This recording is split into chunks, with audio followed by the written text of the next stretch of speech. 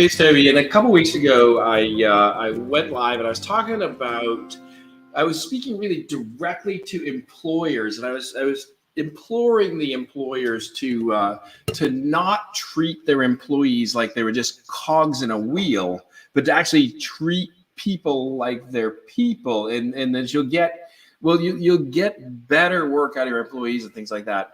And this is super important, especially in a manufacturing business where the employees are the people that do the work that actually create that new wealth. Remember, in manufacturing, when we create or when we do the work in manufacturing, when we add value to those raw materials and we turn them into something somebody wants, then that's when we're creating new wealth that didn't exist before.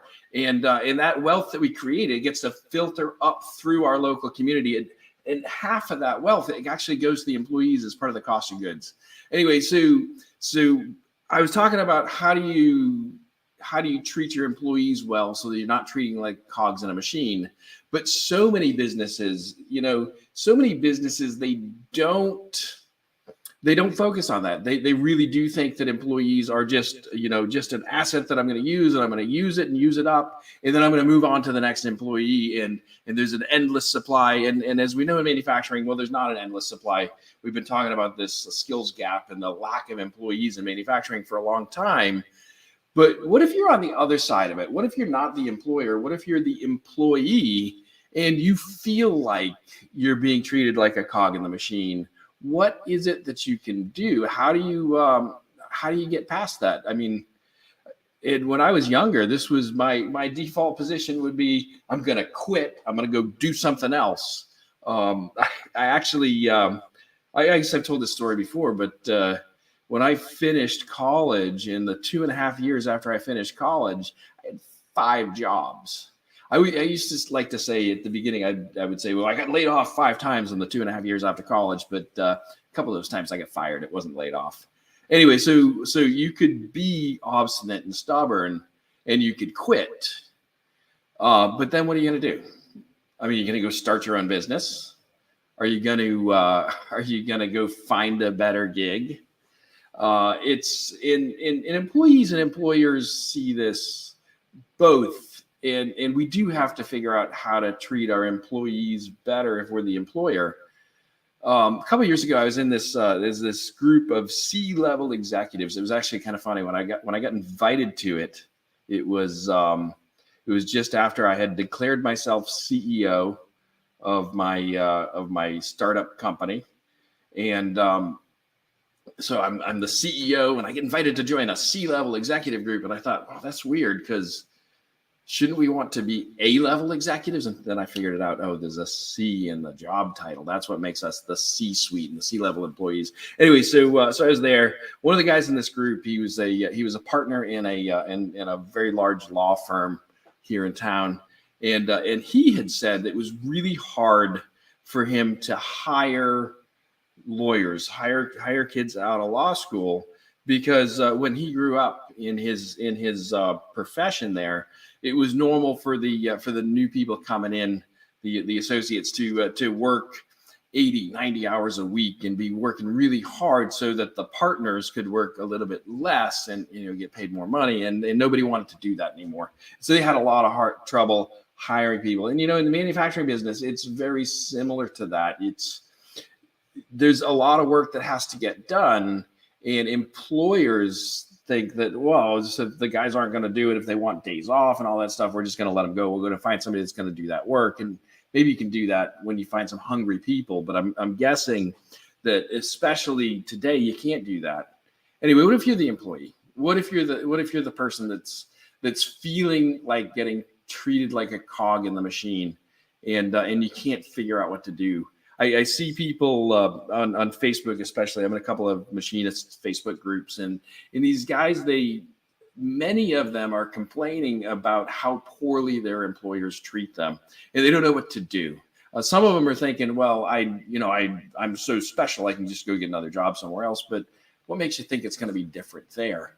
What are you going to do as the employee to make it so you are the most important. I had a goal a couple years ago to keep my job. My goal was to not get fired from my job. And if your goal is to not get fired, you're going to do just enough to not get fired. And so if you're the employee and you're doing just enough to not get fired, well, then your employer is going to treat you like crap because you're really doing just enough to not get fired, which isn't that much in a lot of businesses, especially in manufacturing where it's hard to find new employees.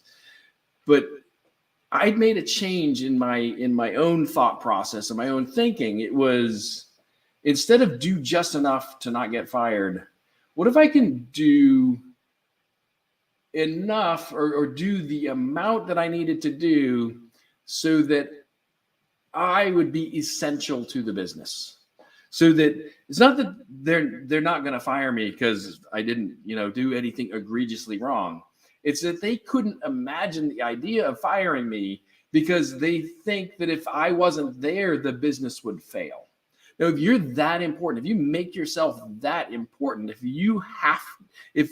your supervisors, if your bosses, if they think you have to be there, otherwise the business would fail, well, then they're not going to treat you like a cog in a machine. They're going to do for you the things that you want them to do for you. Now, it goes both ways.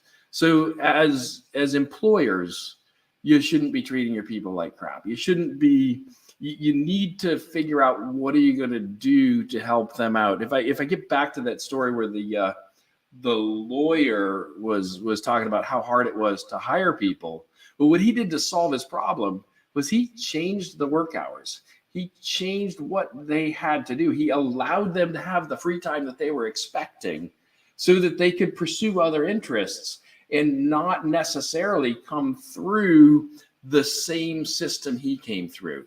And we got to be able to do that in the machine shops as employers too. In manufacturing businesses, you got to be able to see where are the people that you want and how do you help them. But if you're one of those people, what are you going to do to be indispensable at your job? So one of the things that you're going to have to do is, even when you get the crap job, even when you get the job nobody else in the shop wants to do, treat it like it's the most important thing. As you're doing your job, no matter what it is, even if it's not important, do it as if it was the most important thing you could possibly be doing right now. And do that with every task. I know it gets boring, it gets repetitive. It's hard to do, especially in those repetitive jobs, right? It's hard to stay focused on that. But if you can treat every task as if it's important, your supervisors, your bosses, they'll see that. They'll understand that. And hey, sometimes they won't, right? Sometimes they won't. But you will be that much better off if you do end up leaving that position. If you do end up moving on to that next job, you'll be so much better off because of the experience that you got.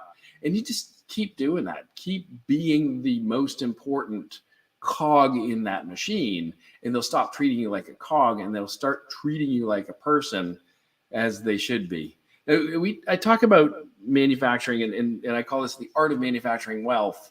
Because remember, in manufacturing, we make everything that makes society happen. So we make everything that makes society happen.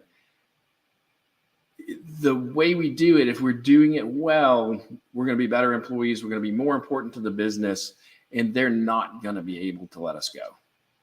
So anyway, this is Professor Bergstrom. This has been the Art of Manufacturing Wealth. I'll be back next Thursday at this same time. And if you want to continue this discussion, you can join me in my Facebook group, same title, The Art of Manufacturing Wealth. You can join that Facebook group. We can continue this discussion and we can talk about how we can turn our efforts into new wealth for everybody. And we'll stop.